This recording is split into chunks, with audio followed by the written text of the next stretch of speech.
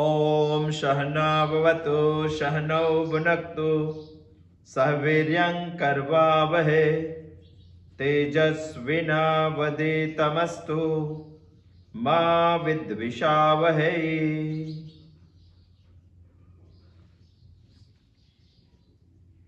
कल प्रबोधिनी एकादशी। प्रबोधन माने विशिष्ट प्रकार का अवबोधन। हमारी वैदिक संस्कृति उपनिषद के माध्यम से सारी दुनिया के मानव मात्र को विशिष्ट प्रकार का अवबोधन कर रहे हैं। वही अवबोधन से इंसान को जागना है। भगवान तो कल जागेंगे ही, मगर हमें भी जागना है। अवबोधन, प्रबोधन, इसीलिए हम उपनिषद का अध्ययन कर रहे हैं। पहले हमने ईशावास्य उपनिषद देखा, अब हम कैनो उपनिषद का अध्ययन कर रहे हैं। कैनो उपनिषद का पहला मंत्र कैन शब्द से शुरू होता है। कैनेसितम पतति प्रेषितम मनः। ये मन किसकी इच्छा से और प्रेरणा से खुद के विषयों में घिरता है। यानी पहले मंत्र में हमारा यह प्रश्न है उपनिषद को कि हमारा प्रेरक कौन है। दूसरे मंत्र में उपनिषद ने प्रत्युत्तर दे दिया, श्रोतस्य श्रोतम मनसो मनो यत् वाचो हि वाचा वाचो हवाचम सौ प्राणस्य प्राण चक्षुश्च चक्षुर्रतिमुच्च धीरा प्रेत्यास्मत्लोकान् अमृता भवन्ति। बहुत सुंदर जवाब दे दिया। मगर यह उत्तर की वजह से हमने प्रश्न पूछा प्रेरक कौन है। उपनिषद ने प्रत्युत्तर दे दिया श्रोतस्य श्रोतम।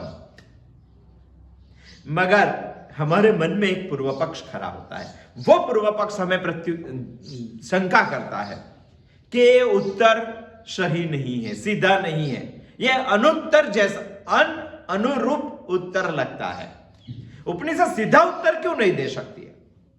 तभी उपनिषद में शंकराचार्य ने खुद के भाष्य में लिखा है, शंकराचार्य जी ने, कि 5 बाबतों जब भी होती है इंसान में, 5 विशिष्टता होती है, तभी उनका सीधा निर्देश हो सकता है। नाम, जाति, गुण, संबंध और क्रिया। ये 5 नहीं होते हैं तो सीधा निर्देश नहीं हो सकता है। इसीलिए उपनिषद ने बताया श्रोतस्य श्रोतम। बाद में दूसरी शंका की है कि आपने जो 5 लक्षण बताए उसमें से एक क्रिया वाला लक्षण तो है प्रेरक में, क्योंकि आप बोल रहे हैं कि प्रेरणा देने की क्रिया कर रहा है। यदि प्रेरणा देने की क्रिया कर रहा है तो वो क्रिया वाला तो है ही, तो उसका सीधा निर्देश करना चाहिए। यदि आप मानेंगे तो ये उत्तर अनुरूप है प्रश्न के। उनका भी जवाब दिया कि जो स्वतंत्र कर्ता है उसी को ही कर्ता बोलते हैं। साधन को छोड़ के वो क्रिया नहीं करता है। बिजली का, विद्युत प्रवाह का दृष्टांत देके गत बुधवार को हमने समझा। इसीलिए ईशावास्य उपनिषद ने प्रत्युत्तर दिया है श्रोतस्य श्रोतम। यदि ये बात हमने समझ ली तो पूरा दूसरा मंत्र हम समझ पाएंगे। मगर श्रोतस्य श्रोतम में 2 बात की है, कर्ण का कर्ण, कान का कान। तो ये 2 कान कौन है?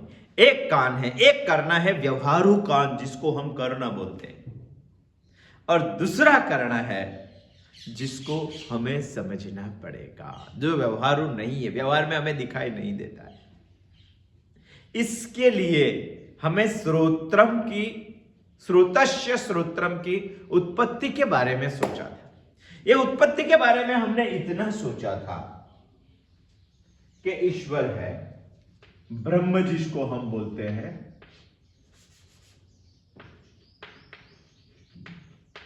इतना हमने सोचा था। ईश्वर है, ईश्वर से माया बनी है, माया से 5 महाभूत बने हैं, 5 महाभूत से अंतःकरण हमारी इंद्रिया और पूरा सारा जगत बना है। ये बात हमने गत बुधवार को सोची, मगर हमने ये बात पर अटके थे कि ये तो त्रिगुणात्मक है, सोच लिया चलो त्रिगुणात्मक है। दूसरी बात इनकी ये है, ये जड़ है। यदि माया जगत का उपादान कारण है तो माया जैसी है वैसा जगत मानना पड़ेगा। ये जड़ है ऐसा आपने मान लिया तो ये सब भी जड़ है, अंतःकरण भी जड़ है। मगर हमें तो चैतन्य जैसा लगता है। मगर ये सिद्धांत से मानेंगे तो हमारा मन, बुद्धि, चित्त, अहंकार ये सब जड़ है, वास्तव में जड़ ही है। हमें वही प्रश्न से अटके हुए थे गत बुधवार को कि हमारा अंतःकरण माने मन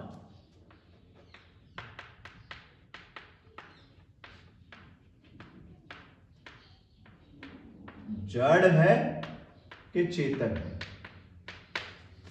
जो माया से निर्मित है तो वो जड़ ही है, मगर हमें चैतन्य जैसा लगता है। वो क्या चीज है?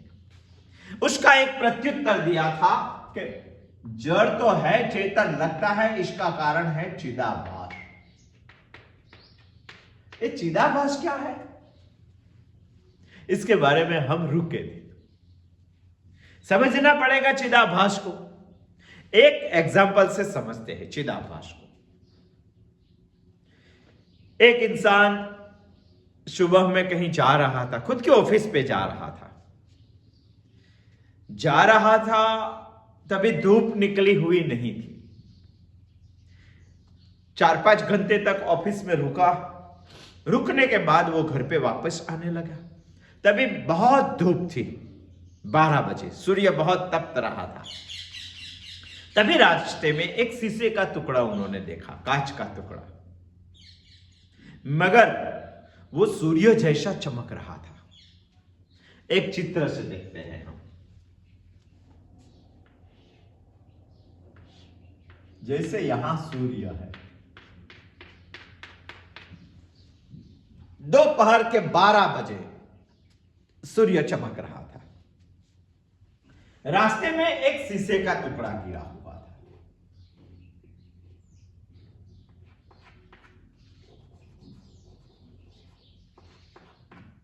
एक शीशे का टुकड़ा गिरा हुआ था।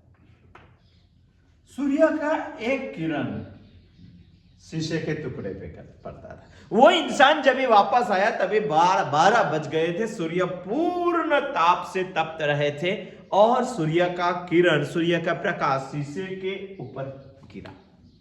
जब इस शीशे के ऊपर गिरा तभी शीशा भी सूर्य जैसा चमकने लगा। जैसे सूर्य के सामने देख नहीं पाते हैं वैसे शीशे के सामने भी देख नहीं पाते, ऐसा चमकने लगा।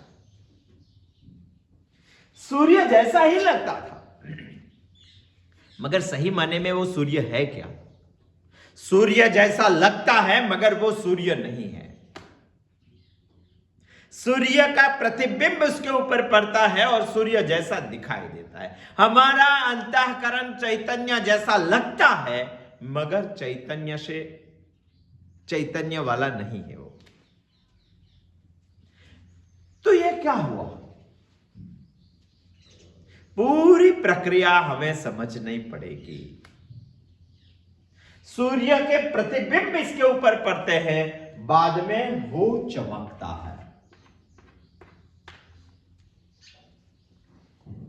एक घर था,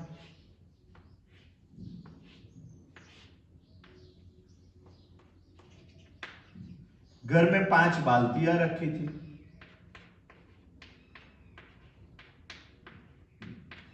पांचों बाल्टियां में पानी था। घर के छत के ऊपर एक पंखा लटक रहा था, घूमने वाला। देखो कैसा दृश्य हम देखते हैं। जब भी सूर्य का किरण शीशे के टुकड़े पे पड़ता है, तभी शीशे के टुकड़े से एक किरण एक बाल्टी में गिरता है, और बाल्टी में पानी होता है, इसीलिए ये किरण परावर्तित होकर पंखे को प्रकाश रहा था, पंखे को दिखाई दे रहा था। वैसे सोचेंगे तो ये प्रक्रिया हम में भी होती है,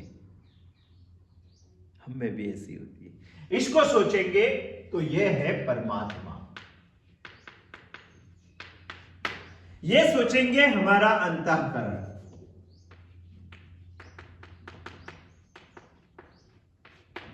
ये पांच के बारे में सोचेंगे तो ये है हमारी ज्ञानेंद्रिया,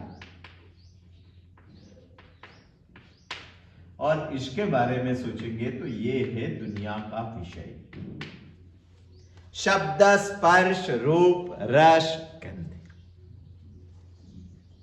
अभी क्या करना है? अभी हमें यह सोचना है कि वैसे सोचेंगे तो ये पंखा, ये सारी बाल्टी, ये शीशे का टुकड़ा, ये सब जड़ है, मगर हमें प्रकाश देने वाला लगता है। वैसे वो खुद का प्रकाश उनके पास नहीं है, उनके पास खुद का प्रकाश नहीं है, मगर फिर भी हमें यह प्रकाश देता है ऐसा लगता है। उनके पास प्रकाश कौन सा है? ये पंखे को खुद को उजाला करने की ताकत नहीं है, इनके ऊपर किसी का उजाला गिरता है तभी मालूम पड़ता है कि यहां पंखा है।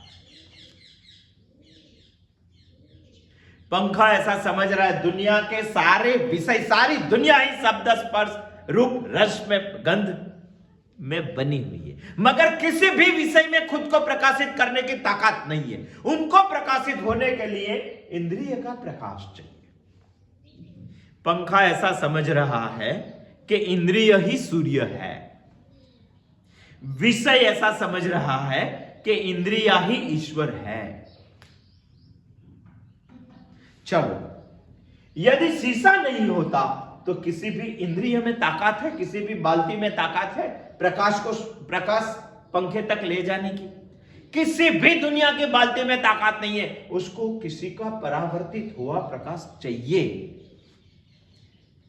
इसको हम अंतःकरण बोलते हैं, हमारे अंदर के साधन बोलते हैं। यही अंतर साधन से इसके ऊपर प्रकाश गिरता है, ये प्रकाश से पंखा प्रकाशित होता है। मगर सारी बाल्टियां ऐसा मान रही है कि शीशा ही सूर्य है, हमारी सारी इंद्रिय ऐसी मान रही है कि हमारा अंतःकरण ही ईश्वर है।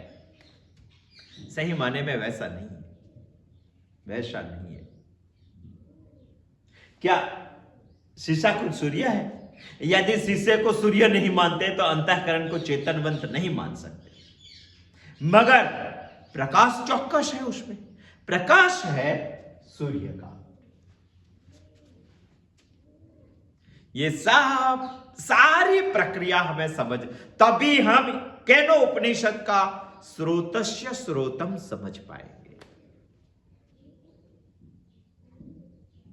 बाकी ये सब जड़ है, ये सब जड़ है।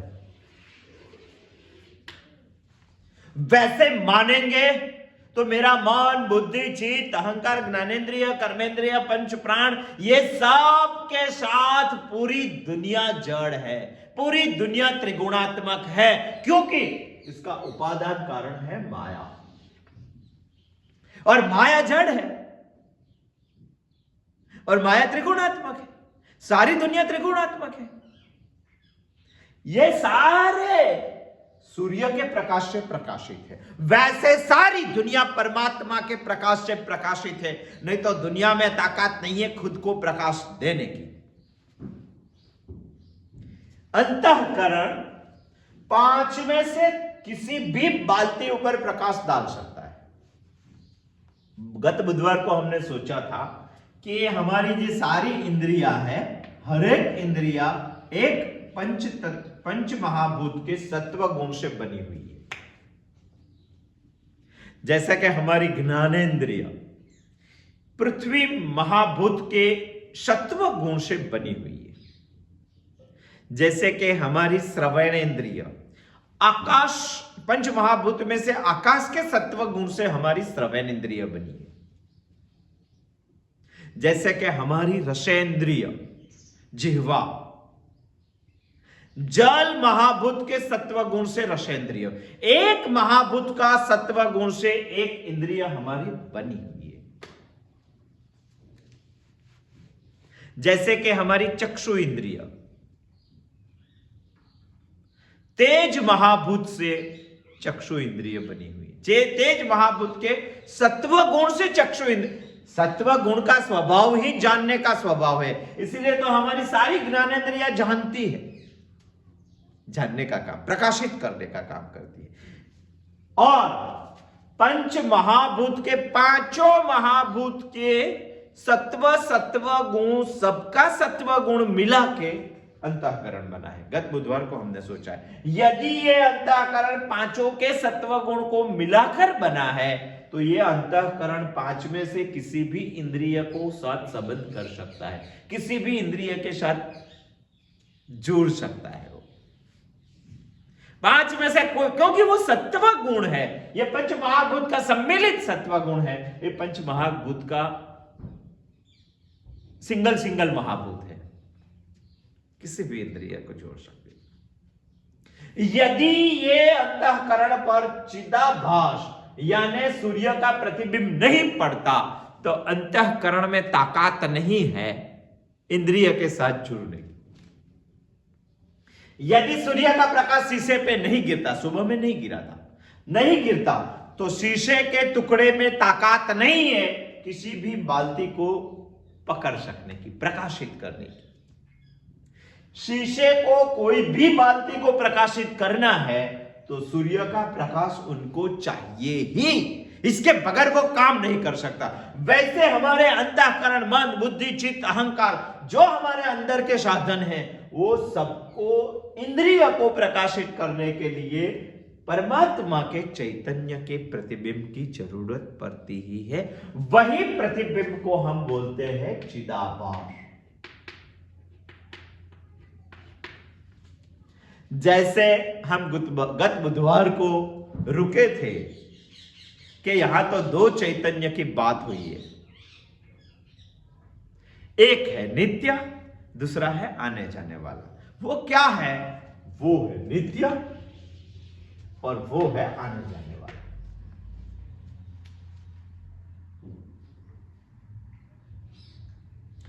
अंतःकरण के पास चिदाभास हो तभी वो इंद्रिय का संबंध कर सकती है, बाकी अंतःकरण में ताकत नहीं है इंद्रियों के साथ संबंध करने की।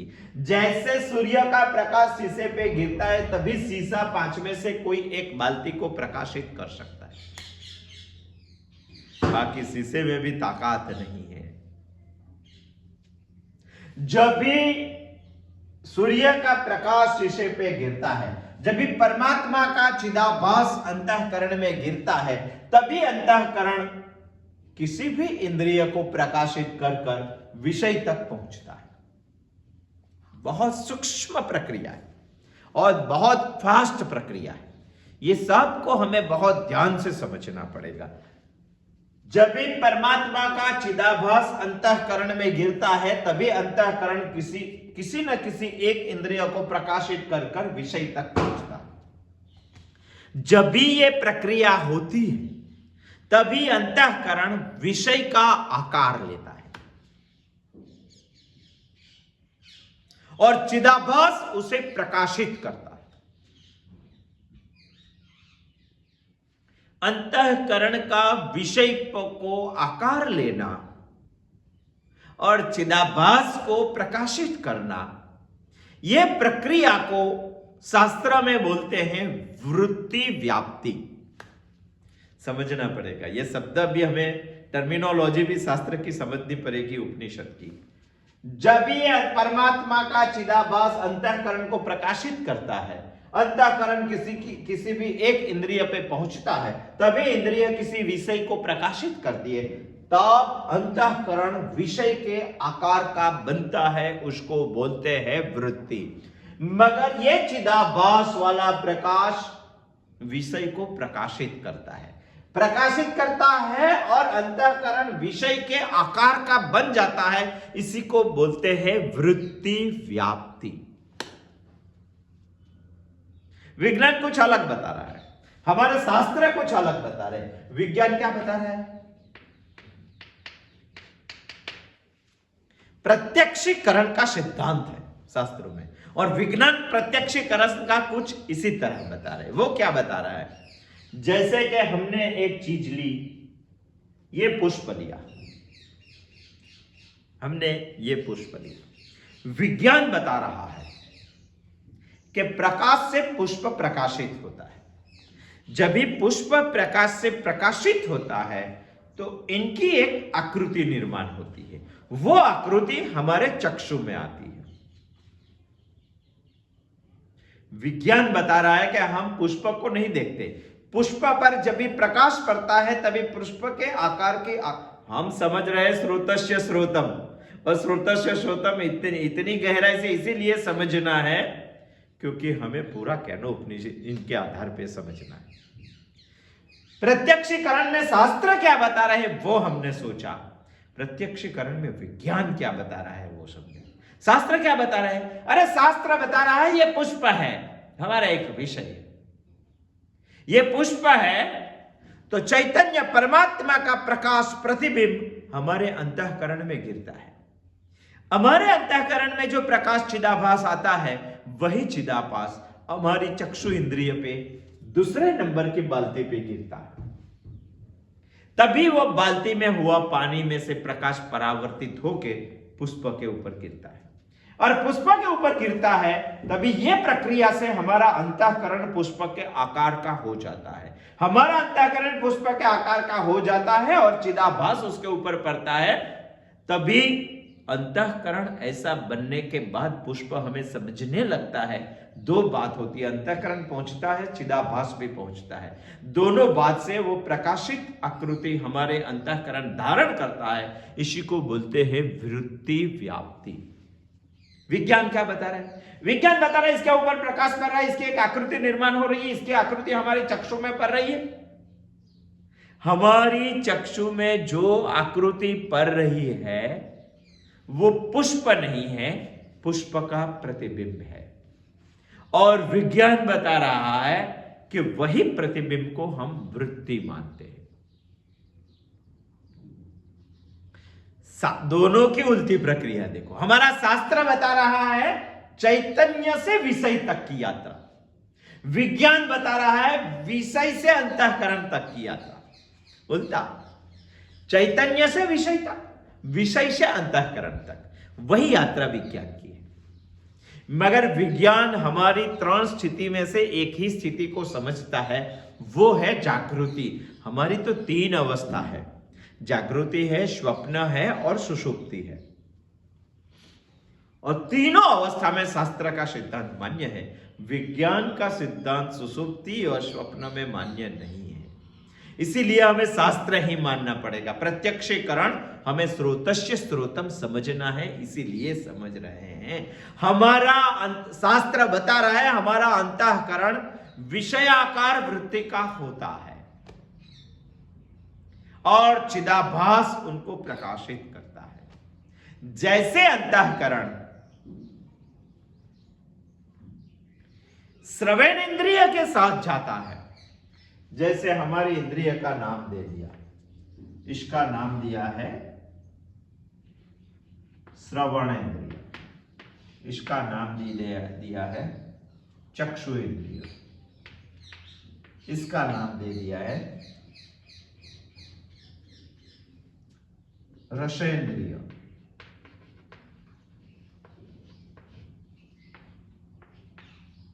इसका नाम दे दिया है ज्ञानेंद्रिय, और इसका नाम दे दिया है स्पर्शेंद्रिय।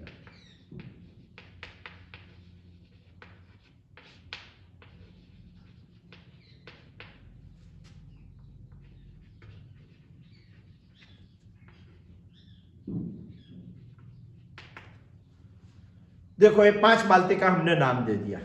यदि ये चिदाभास अंतःकरण में आया और अंतःकरण का प्रकाश श्रवण इंद्रिय पर पड़ा, तो श्रवण इंद्रिय कुछ शब्द सुनती है और सुनकर चिदाभास उनको प्रकाशित करता। जब भी चिदाभास अंतःकरण के साथ कर श्रवण इंद्रिय पे मिलता है, तभी चिदाभास को बोलते हैं दृष्टा। जब भी चिदाभास अंतःकरण पे गिरता है और अंतःकरण हमारे चक्षु इंद्रिय, इसको बोलते हैं श्रोता। जब भी चिदाभास अंतःकरण के साथ मिलकर हमारी चक्षु इंद्रिय पे जाता है, तभी चिदाभास का नाम हो जाता है दृष्टा।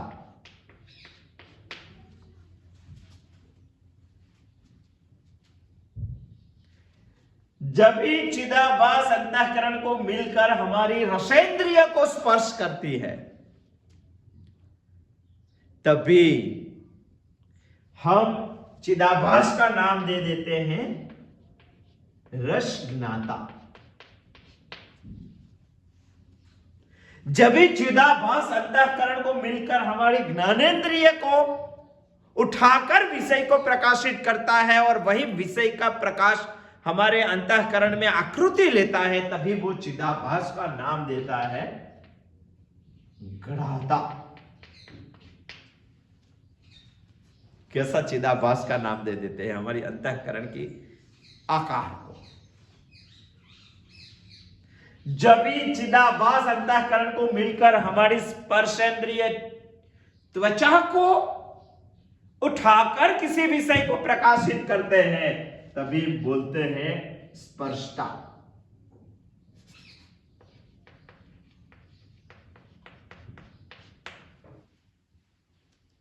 हुआ ये चिदाभास का नाम, हमने चिदाभास का ये नाम दे दिया।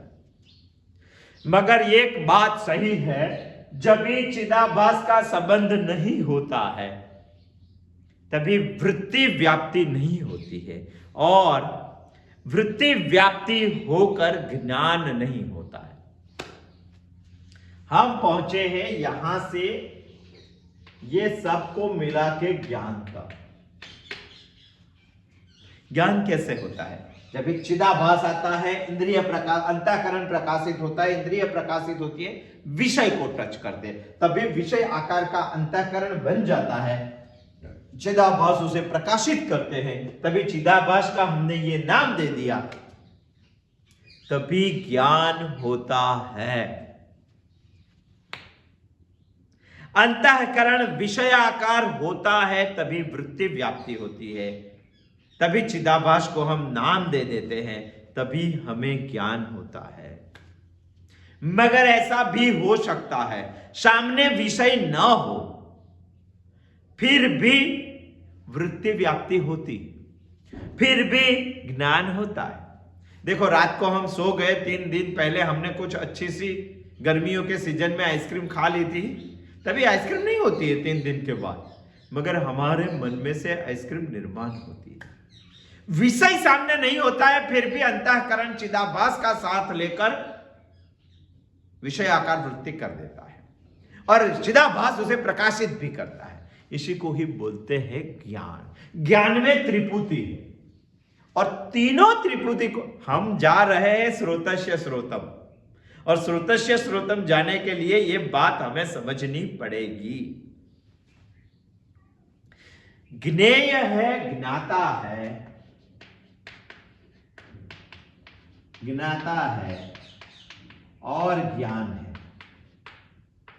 ये तीनों त्रिपुटी है। जिसको समझना है उसी को ज्ञेय कहते हैं। यदि हमें ये पुष्प को समझना है तो हम पुष्प को ज्ञेय कहते हैं।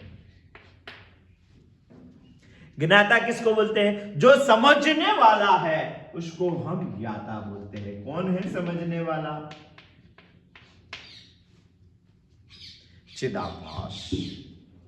और ज्ञान किसको बोलते हैं? अंतःकरण की जो वृत्ति निर्माण होती है उसी को हम ज्ञान बोलते हैं। ये शास्त्र की बात हमने की है। विषयानुसार ज्ञान, ज्ञेय, ज्ञाता, तीनों बदल सकते हैं।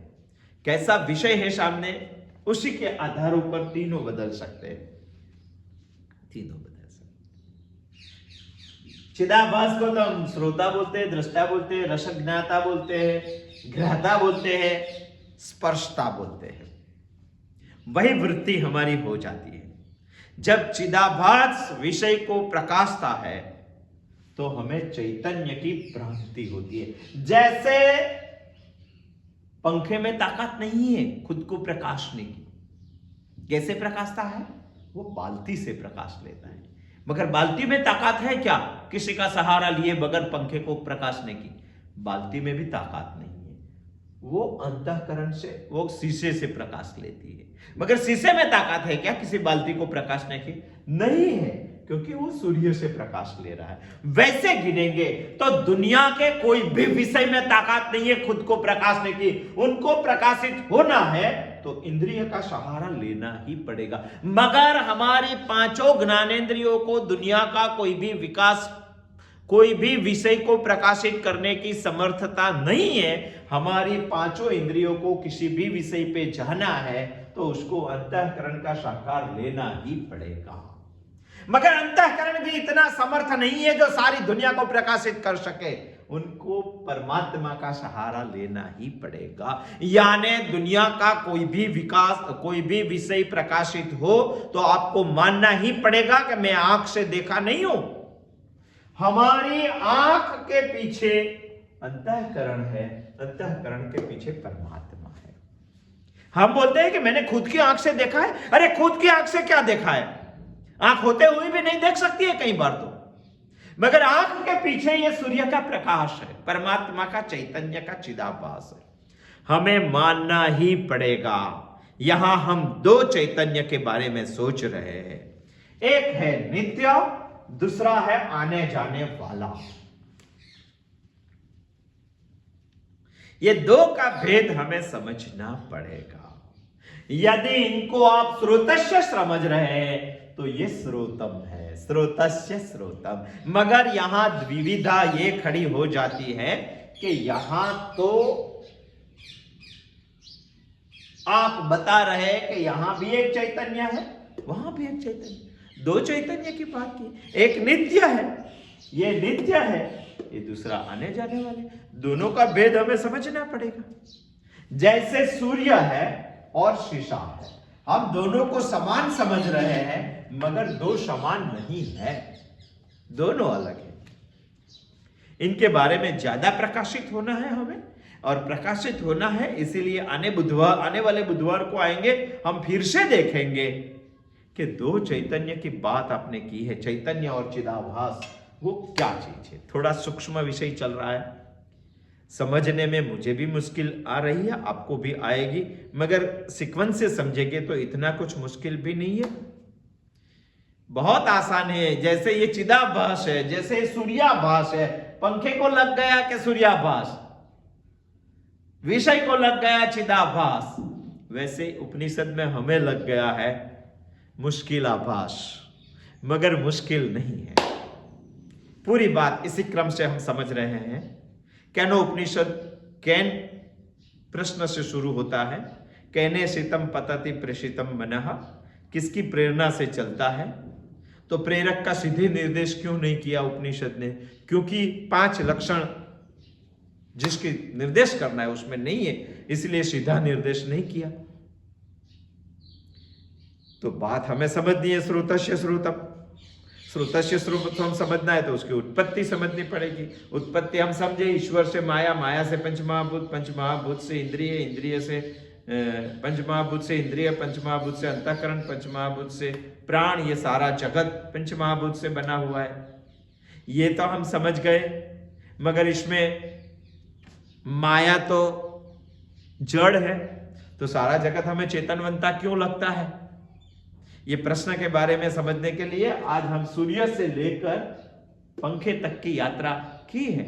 इसमें परमात्मा, अंतःकरण, इंद्रिय और विषय वही क्रम से हमें समझने की कोशिश की है, मगर यहां आकर ये प्रश्न पर खड़े हो गए कि ये प्रकाश करने वाला और ये प्रकाश करने वाला, दोनों में फर्क क्या है, दोनों में भेद क्या है। वो भेद हम आने वाले बुधवार को आएंगे, तभी समझेंगे, क्योंकि हमें पहुंचना है स्रोतस्य स्रोतम।